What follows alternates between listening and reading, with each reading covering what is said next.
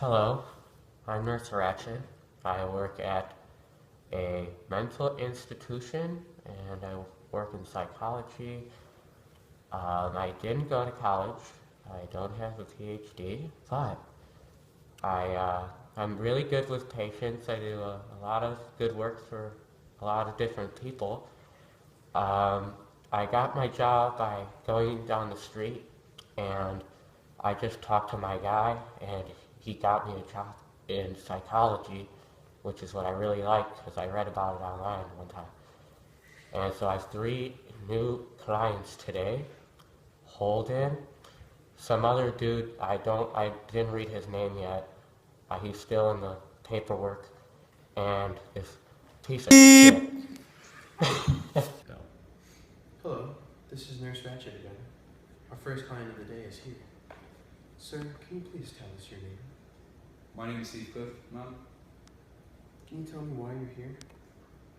Well, I know my days are numbered at this point after a long, dreary existence, so I feel like I should get something off my chest before I pass. Can you take me back to your early childhood? What went on that led you to live the life that you live today?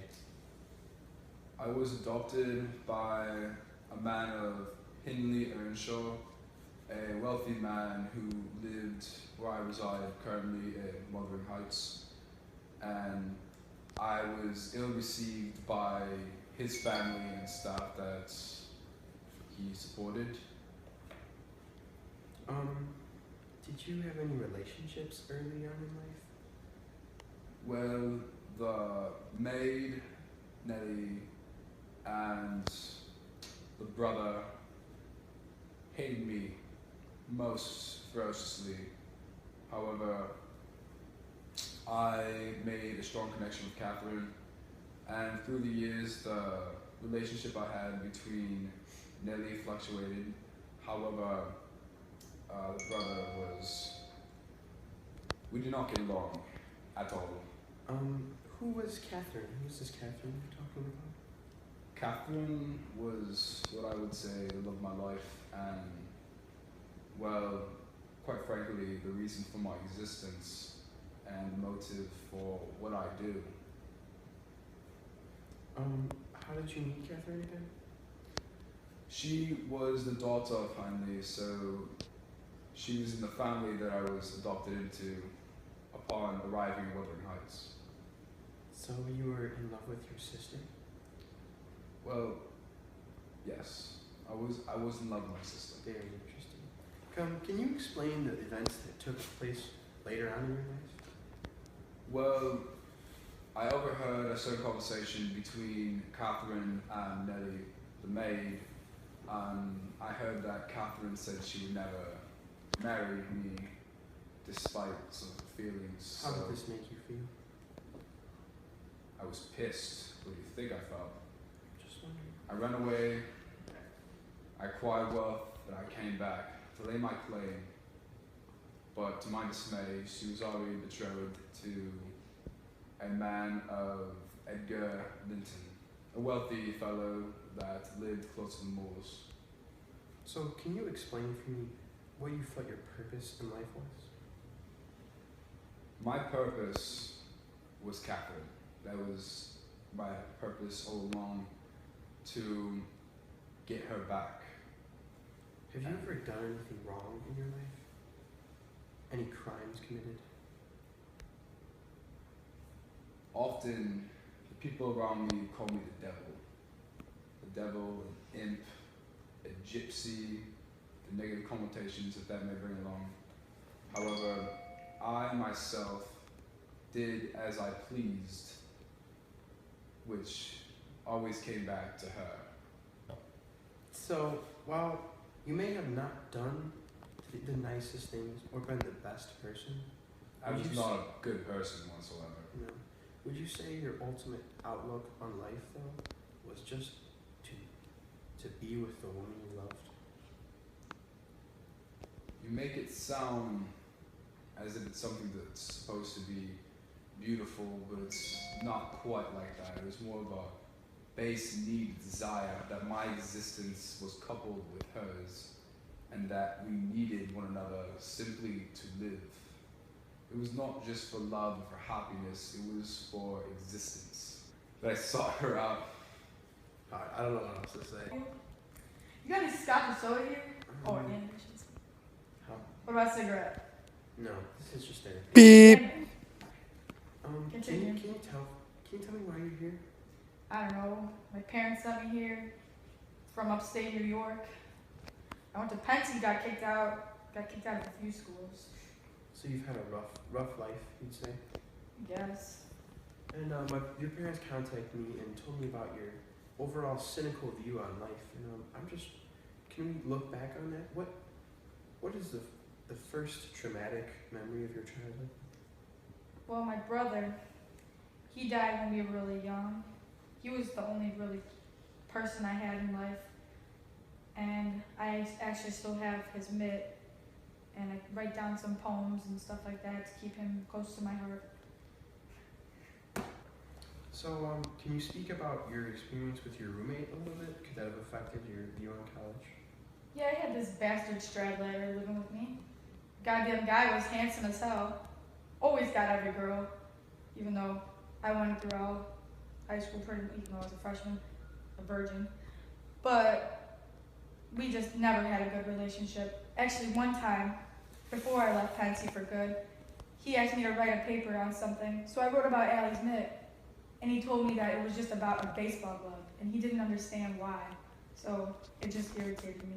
So, do you typically feel misunderstood? I guess so, yeah. I don't think I belong. I just feel lonesome all the time. So, looking back on life, you had a rough childhood, and then you went to college where you dropped out.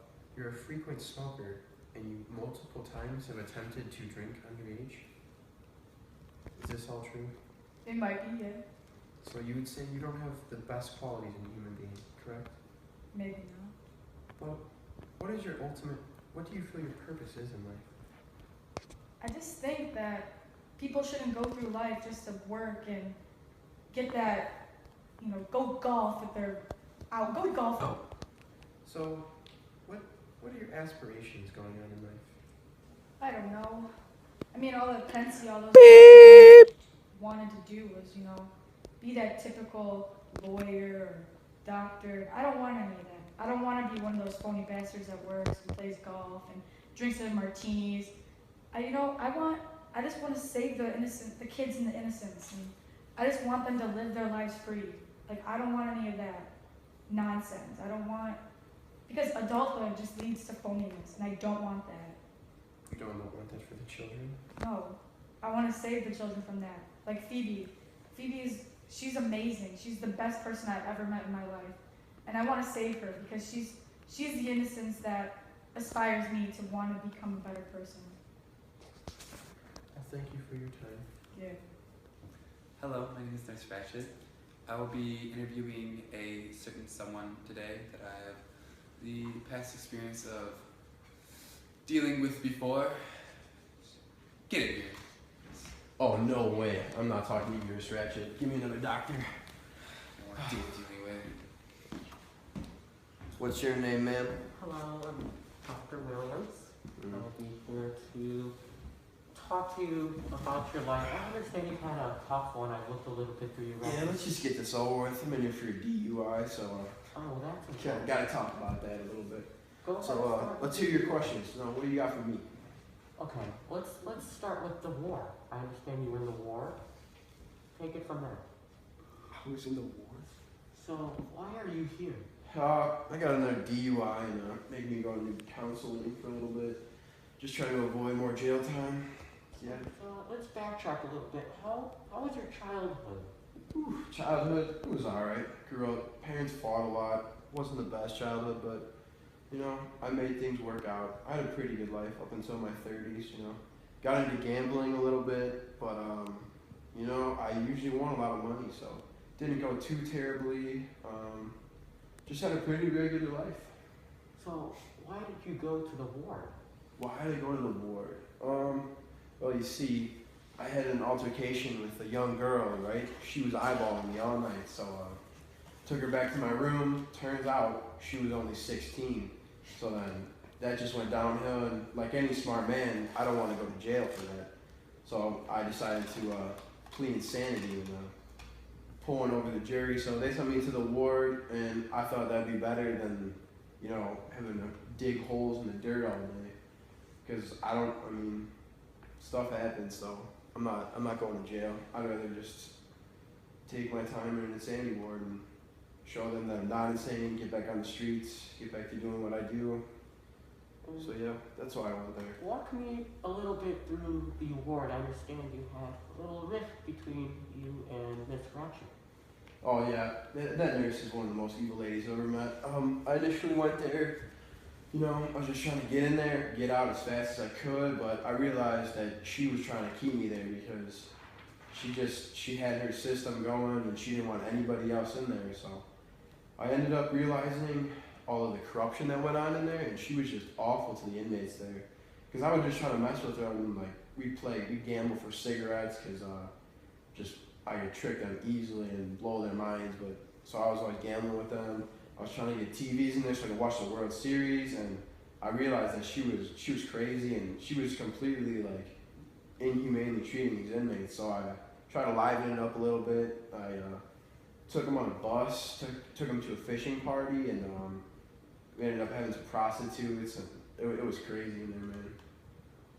So, what was your goal in life? My goal, you know, I never really thought about that, but I mean, looking back at it, I guess you can say that I think everything I did in the ward was probably for those inmates, because I really kind of grew attached to them, and I felt bad for them because they didn't know what to do, and like we'd have therapy sessions and we'd sit there and Nurse Ratchet would just attack them and just make them feel, she would belittle them and make them feel less than human, and it just bugged me, and I didn't realize it till later on, but I would do anything for those guys because they didn't know what's happening to them, and Nurse Ratchet was just ran an evil system there. Well, I hate to cut you off, but I have a dermatologist appointment. So it was nice to meet you, Miss Murphy. Glad that's over with. Hello, this is Nurse Ratchet with my closing statements for the day based on the 3 interviews we had earlier today. Taking a look at the 3 patients, all of them had a similar theme to their stories. In all cases, the story they laid out was a rough upbringing and a dramatic event that led to some turmoil in their life, and they had trouble with they had some trouble, and they weren't necessarily the best people, and all of them were kind of social outcasts. So, but even though they weren't great people, and even though they didn't fit into a certain group, they still somehow had people rooting for them, and they still ultimately achieved a goal. And the way they looked at it, Heathcliff had his outlook. He just wanted love with Catherine. Randall McMurphy, he just wanted to look out for the patients, and Holden Caulfield, he was looking out for his sister and just wanted the youth of the world to keep their innocence. So while they may not have been the best people, I think they did have some good qualities, and they ultimately found a good purpose in life.